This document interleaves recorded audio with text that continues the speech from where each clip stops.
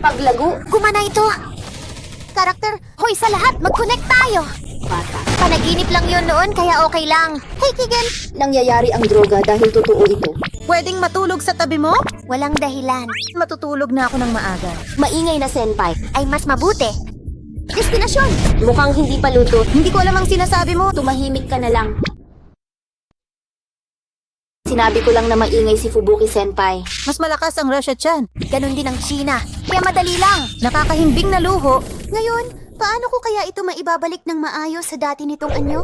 Pero ayon sa aklat, may mga halimaw na halimaw din talaga. Manggagawa ng kasamaan. At bombahin ang apat na ito? Parating. Tila, ang pag-awit lamang ng isang spell ay makapagbabalik nito. Madali lang iyan. Hindi kita gusto, kuya. Pero sa totoo lang, medyo lang. Oo, wala lang yon kahit ano pa.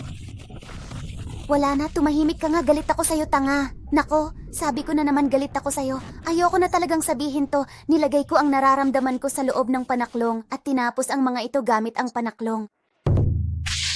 Mundo, si Yoshikune ang publikasyon. Hindi ako laging galit, Lucia-chan. Pakisabi naman sa akin.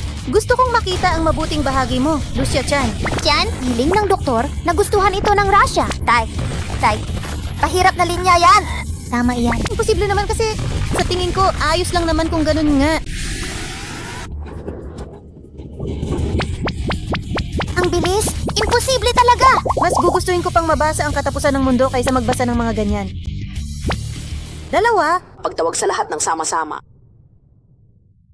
Mahimbing ang tulog mo. panaginip pa rin naman.